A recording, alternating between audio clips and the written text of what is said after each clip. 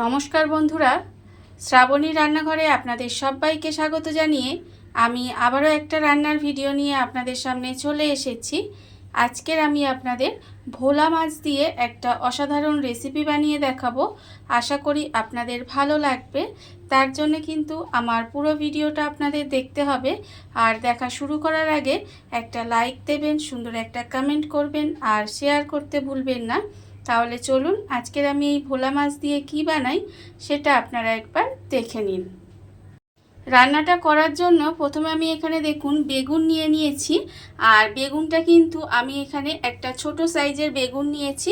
আর বেগুনটাকে দেখুন এইভাবে একটু লম্বা লম্বা করে কেটে ধুয়ে পরিষ্কার করে রেখে দিয়েছি। এইবারে আমি বেগুনের মধ্যে প্রথমে দিয়ে দেব অল্প সামান্য একটু নুন। আর দেব আমি এখানে অল্প একটু হলুদের গুঁড়ো। এই নুন আর হলুদ গুঁড়োটা দিয়ে প্রথমে বেগুনটার মধ্যে খুব ভালোভাবে মাখিয়ে নিতে হবে। আর এই ভোলা মাছের রেসিপিটা বানাতে কিন্তু খুব বেশি সময় লাগে না, খেতেও কিন্তু অসম্ভব সুন্দর হয়। দেখুন, আপনারা যখন হাতে সময় কম থাকবে তখন কিন্তু এইভাবে রান্নাটা আপনারা করে নিতেই পারেন। বেগুনের মধ্যে নুন হলুদটা কিন্তু খুব ভালোভাবে মাখিয়ে নিতে হবে।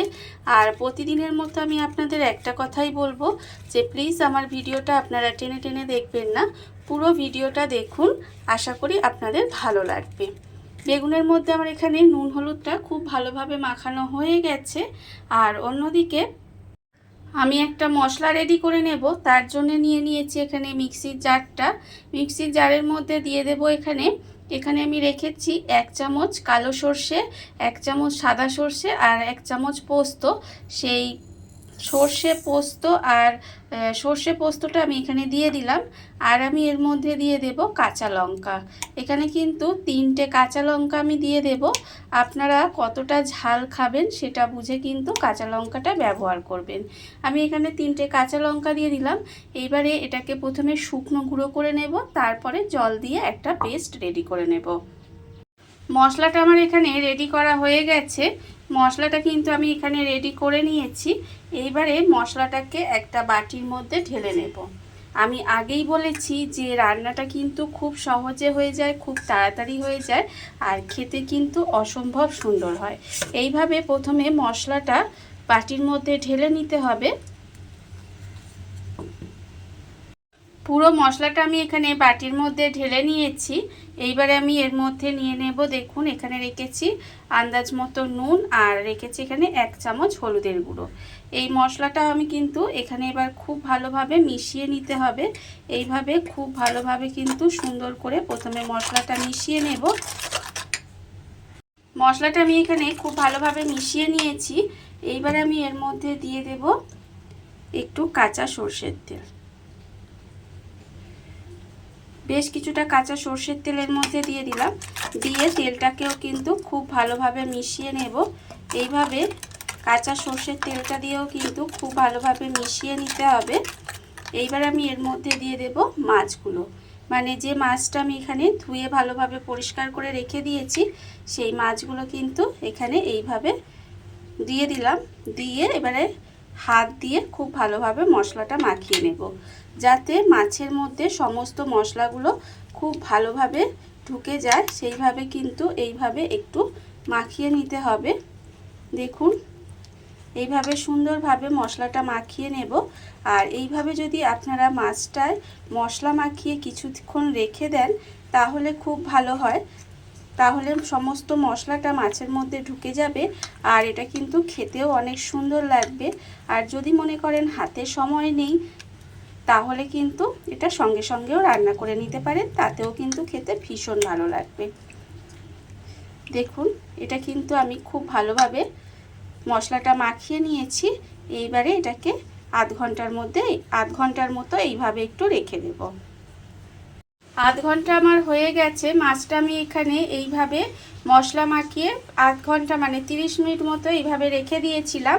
এইবারে আমি রান্নাটা করব। তার জন্য দেখুন গ্যাসটা অন করে কড়া বসিয়ে দিয়েছি। আর আমি আগেই বললাম যদি হাতে সময় না থাকে এইভাবে মাছটা কিন্তু মশলা মাখিয়ে সঙ্গে সঙ্গেও রান্না করতে পারেন, তাতেও কিন্তু খেতে ভীষণ ভালো লাগবে। তেল আমি এখানে কড়াই দিয়ে দিয়েছি, আর এটা কিন্তু আমি সর্ষের তেল দিয়েছি। আপনারাও কিন্তু চেষ্টা করবেন সর্ষের তেল দেওয়ার, তাহলে এই রান্নাটা খেতে বেশি ভালো লাগবে। তেলটা কিন্তু এখানে আমার গরম করে নিতে হবে, আর তেলটা আমার এখানে গরম এখনো হয়নি, আর একটু আমি তেলটা গরম করে নেব। তেলটা আমার এবার গরম হয়ে গেছে। প্রথমে আমি তেলের মধ্যে দিয়ে দেব অল্প সামান্য একটু কালো জিরে ফোড়ন দিলাম, আর দেব একটা কাঁচা লঙ্কা। কালো জিরে কাঁচা লঙ্কাটা ফোড়ন দিয়ে একটু ফোড়নটা ভেজে নিতে হবে। ফোড়নটা যখন ভাজা হয়ে যাবে তখন আমি এর মধ্যে দিয়ে দেব প্রথমে যে বেগুনের মধ্যে আমি নুন হলুদ মাখিয়ে রেখেছিলাম, সেই নুন হলুদ মাখানো বেগুনগুলো প্রথমে দিয়ে দেব। বেগুনগুলো তেলের মধ্যে দিয়ে বেগুনগুলোকে প্রথমে একটু ভেজে নিতে হবে। এইভাবে বেগুনগুলো দিয়ে একটু লাল করে বেগুনগুলো ভেজে নেব। বেগুনটা আমার এখানে লাল করে ভাজা হয়ে গেছে। বেগুনটা কিন্তু আমি এখানে লাল করে ভেজে নিয়েছি। এইবারে আমি এর মধ্যে দিয়ে দেব টমেটো। এখানে একটা ছোট সাইজের টমেটো এইভাবে রেখেছিলাম কুচি করে, সেই টমেটোটা এখানে দিয়ে দিলাম। দিয়ে টমেটোটা দিয়ে বেশি রান্না করার কোনো দরকার নেই, এইভাবে তেলের মধ্যে দিয়ে দিলাম। এবারে আমি এর মধ্যে দিয়ে দেব দেখুন মাছটা, মানে যেই মাছটা আমি এখানে মশলা মাখিয়ে রেখে দিয়েছিলাম সেই মাছটা কিন্তু আমি এখানে দিয়ে দিলাম। দিয়ে এবারে যে বাটিটা ধুয়ে, মশলা বাটিতে অনেক মশলা লেগে আছে, সেই বাটিটা ধুয়ে আমি জল দিয়ে দেব। এখানে কিন্তু এইভাবে বাটিটা দিয়ে বেশ কিছুটা জল দিয়ে দিলাম। জলটা দিয়ে এইভাবে একটু মিশিয়ে দেব মাছটাকে। দেখুন এইভাবে কিন্তু একটু মিশিয়ে দিতে হবে।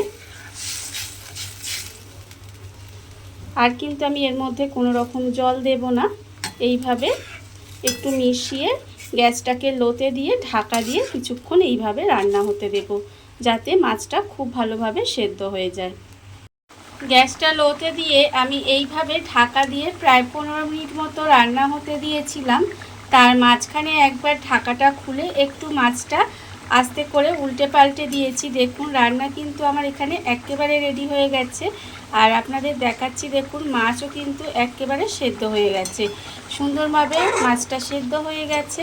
রান্নাটা কিন্তু আমার এখানে কত সহজে কত অল্প সময় হয়ে গেল দেখতেই পেলেন। রান্না একেবারে রেডি। এবারে এখানে আমি দিয়ে দেব ওপর থেকে কুচনো ধনেপাতা দিয়ে দেব। একটু ওপর থেকে ধনেপাতা কুচি দিয়ে দিলাম। আর দেব আমি এখানে দুটো চেরা কাঁচা লঙ্কা, আর উপর থেকে দেব একটু কাঁচা সর্ষের তেল। এটা দেখুন আমি একটু অল্প সামান্য গ্রেভি রেখেছি, মানে ভাতে মাখিয়ে খাওয়ার মতো। আপনারা চাইলে কিন্তু আরেকটু গ্রেভিটা শুকনো করে নিতে পারেন, তাতেও খেতে ভীষণ ভালো লাগে। রান্না আমার একেবারে রেডি হয়ে গেছে। এইবারে আমি গ্যাসটা অফ করে দেব আর ঢাকা দিয়ে কিছুক্ষণ রেখে দেব, তারপরে আপনাদের পরিবেশন করে দেখাবো ঠিক কেমন হলো। দেখুন বন্ধুরা, বাড়িতে থাকা কত অল্প উপকরণে কত অল্প সময় কত সুন্দর একটা ভোলা মাছের রেসিপি তৈরি হয়ে গেছে, আপনারা দেখতেই পেলেন। আর এটা কিন্তু খেতে অসম্ভব সুন্দর হয়। এইভাবে আপনারাও কিন্তু একদিন হলেও বাড়িতে বানিয়ে দেখতে পারেন। আর এই ভিডিওটা যদি আপনাদের ভালো লেগে থাকে, আপনারা যদি ফেসবুক থেকে দেখে থাকেন পেজটি ফলো করে দেওয়ার অনুরোধ রইল। আর যদি ইউটিউব থেকে দেখে থাকেন চ্যানেলটি সাবস্ক্রাইব করে নেওয়ার অনুরোধ রইল। তাহলে চলুন ভিডিওটা আমি এখানেই শেষ করছি। আপনারা সবাই ভালো থাকবেন, সুস্থ থাকবেন। আবারও হাজির হব নতুন কোনো রান্না নিয়ে।